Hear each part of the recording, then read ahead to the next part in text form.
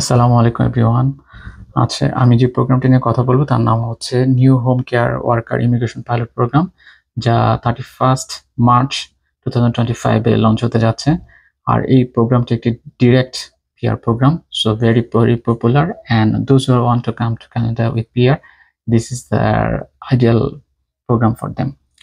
So আমি এখানে কথা বলবো এই প্রোগ্রামের রিকোয়ারমেন্টস কি এবং কি কি সতর্কতামূলক স্টেপ যেগুলো আপনাদের অনুসরণ করা উচিত যেন আপনার প্রতারিত না হন। So stick till the end of this video to get all the information. So let's start.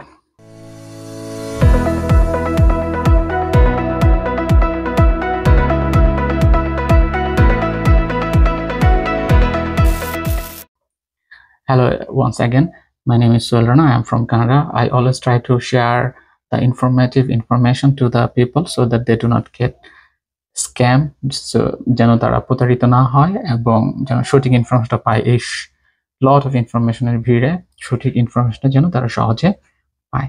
So if you like to get this information, follow along. So what is home care worker? It is a caregiver program.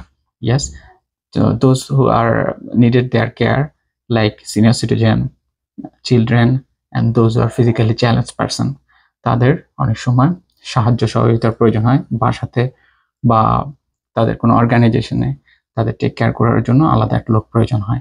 সেজন্য এই care giver প্রোগ্রামটি। So এই care giver প্রোগ্রামের eligibility criteria কি? খুবই সহজ কিছু criteria আছে, একটু ফুলফিল করতে হয়। আর এটা ফুলফিল করলে আপনাদের পিআর যে পাথ এটা ভেরি ইজি, এখানে আপনারা পিআর হয়ে আসবেন। ঠিক আছে। সো প্রথম যে রিকোয়ারমেন্টটা সেটা হচ্ছে হাই স্কুল গ্রাজুয়েটেড হতে হবে। দ্যাটস মিন আপনাদেরকে 12 গ্রেড পর্যন্ত পড়াশোনা বা আমাদের ইন্টারমিডিয়েট পর্যন্ত পড়াশোনা কমপ্লিট করে আসতে হবে আমাদের দেশ হিসাবে, এবং সেটার ইসিএ করা থাকতে হবে। ইসিএ রিলেটেড যদি কোশ্চেন থাকে আমি আরেকটা ভিডিওতে আলোচনা করব। So consider subscribe and follow me in Facebook for ECA update. And second requirement হচ্ছে IELTS রিকোয়ারমেন্ট বা ল্যাঙ্গুয়েজ রিকোয়ারমেন্ট। এখানে IELTS ব্যান্ড 5 পেলেই যথেষ্ট, হুইচ ইজ অ্যাচিভেবল এবং ডুয়েবল। সো এই IELTS রিলেটেডও যদি আপনাদের কোনো কোশ্চেন থেকে থাকে, please feel free to comment in comment box and I will try to answer for that. So IELTSটা গেল। তারপর হচ্ছে আপনাদের কেয়ার গিভিং কোর্স বা রিলেভেন্ট স্টাডি যদি থেকে থাকে, যেমন নার্সিং, কেয়ার গিভিং যদি কোনো কোর্স করা থাকে, সেটা যদি অথেন্টিক হয়ে থাকে, then it will be easy to process your application. And fourth হচ্ছে experience. Yes, 1 year experience is requirement for this application and process, and that experience should be recent and relevant. Okay, fake বা ভুয়া information দিলে আপনি কিন্তু 5 বছরের জন্য ban হয়ে যেতে পারেন। সো এই ব্যাপারে কেয়ারফুল থাকবেন। So this is the 5 requirements. Okay, so এখন আসি কি কি সতর্কতামূলক ব্যবস্থা আপনাকে গ্রহণ করতে হবে বা এমপ্লয়ারের কি কি রিকোয়ারমেন্ট থাকে। যে কোনো এমপ্লয়ার যদি আপনাকে কোনো জব অফার দিতে চায়, তাহলে তার কি কি শর্তগুলি অবলম্বন করতে হবে, কি কি শর্ত সে মেনটেন করে আপনাকে একটা জব অফার করবে। ঠিক আছে। So first of all, employer should B A PR or citizen of this country. তাকে পিআর অথবা সিটিজেন হতে হবে। পিআর সিটিজেন ছাড়া আপনাকে সে জব অফার করতে পারবে না। নাম্বার 2, তার আসলেই তার রিকোয়ারমেন্টটা আছে কিনা এই সার্ভিসের, সেটাও অথরিটি ভেরিফাই করে দেখবে। তার মানে হচ্ছে যে তার কি আসলে একজন কেয়ার গিভার প্রয়োজন আছে কিনা, সেটা অথরিটি ভেরিফাই করে দেখবে। নাম্বার 3 হচ্ছে তার ফাইন্যান্সিয়াল রিকোয়ারমেন্ট।